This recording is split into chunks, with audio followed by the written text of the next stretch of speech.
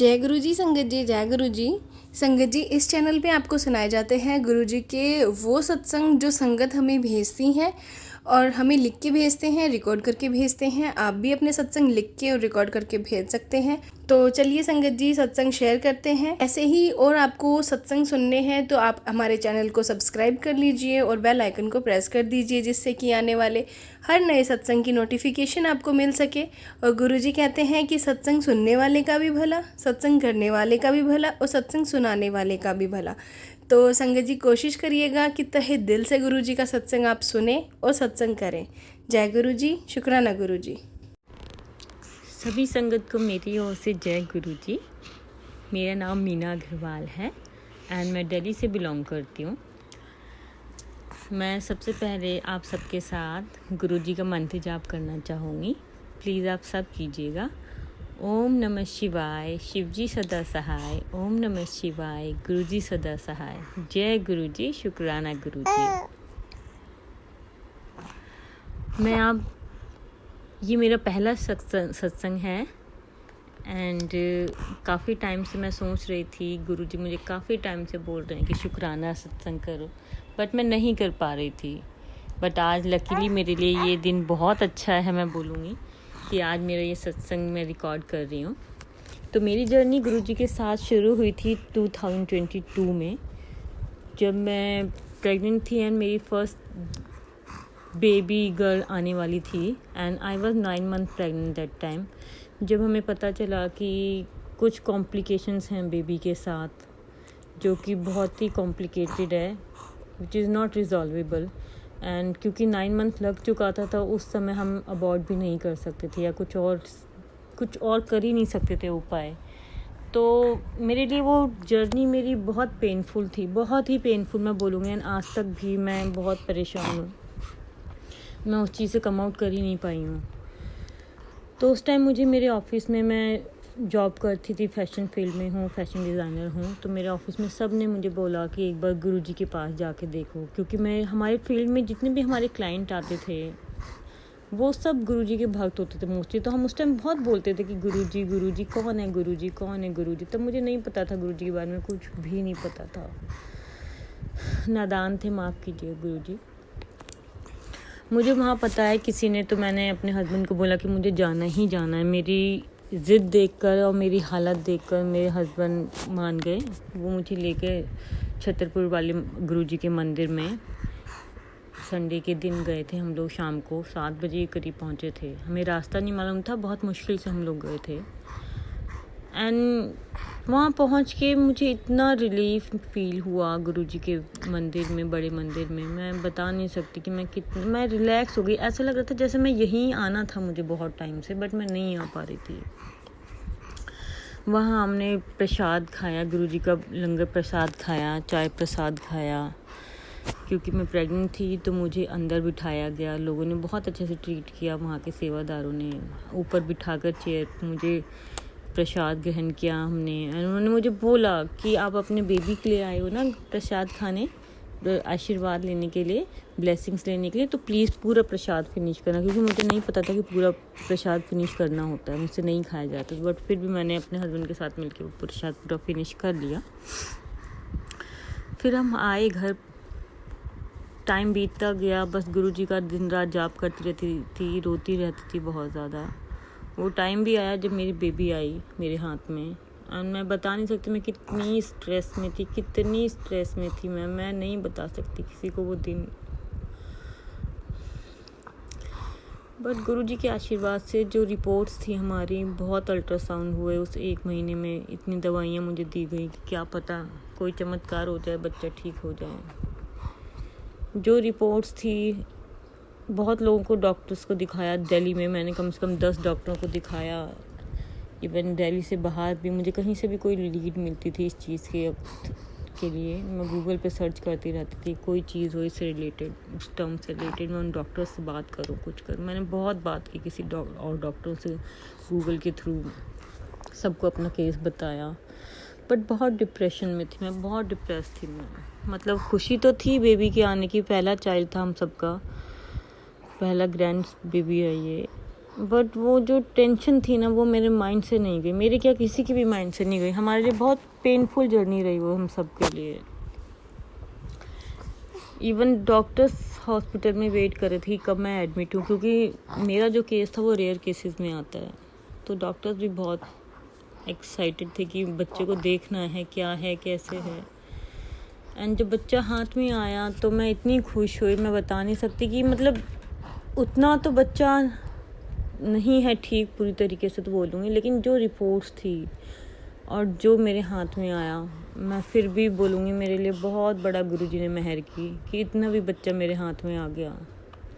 अब जो बच्चे की कंडीशन है उसके लिए भी हम लोग बस लगे ही हुए हैं। जब से ये हुई है तब से हमारी जर्नी चल रही है, कभी किसी डॉक्टर के पास, कभी किसी हॉस्पिटल, कोई हॉस्पिटल नहीं छोड़ा हमने, कोई डॉक्टर नहीं छोड़ा, कोई मंदिर नहीं छोड़ा हमने, हर जगह चले गए, जिसने जो बोला किया।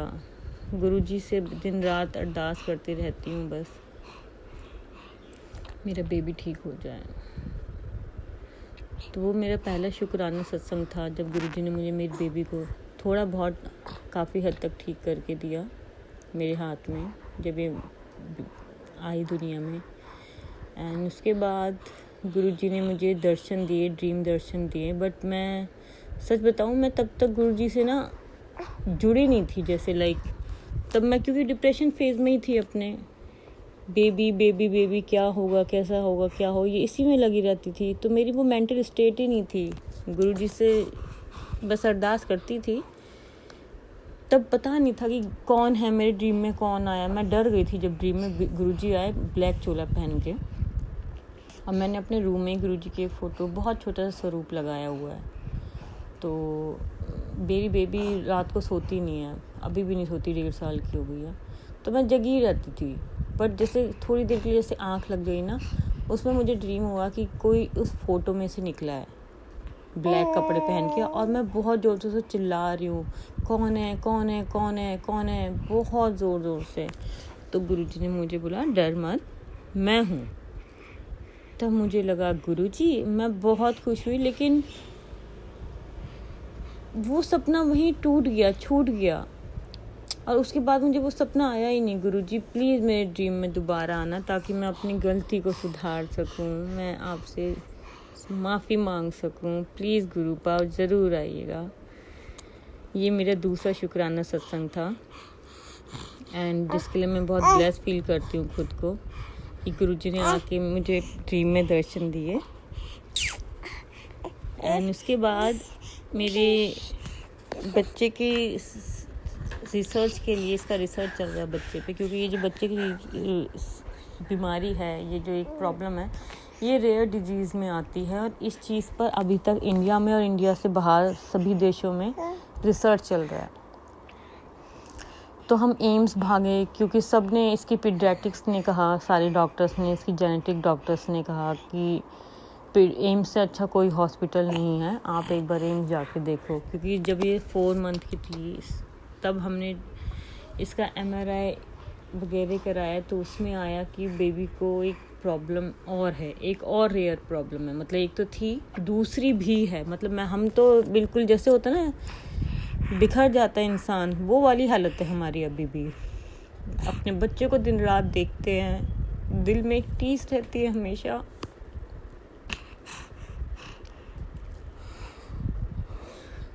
सॉरी गुरुपा, जब और बच्चों को देखती हूँ और अपने बच्चे को देखती हूँ तो बहुत पेन होता है। बहुत स्ट्रॉन्ग बनने की कोशिश करती हूँ गुरुपा, लेकिन नहीं हो पाता, कभी कभी टूट जाती हूँ।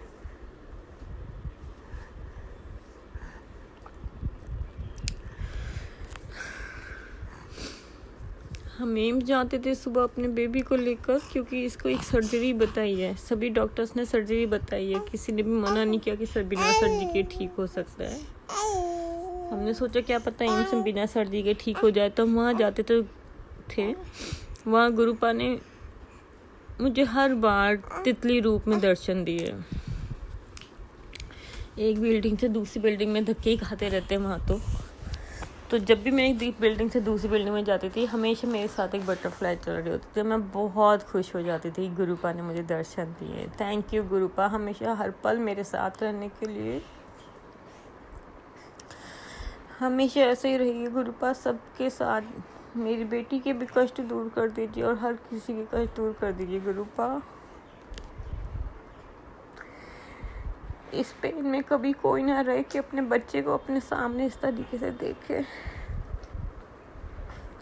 सबके बच्चों की तकलीफें दूर करिएगा।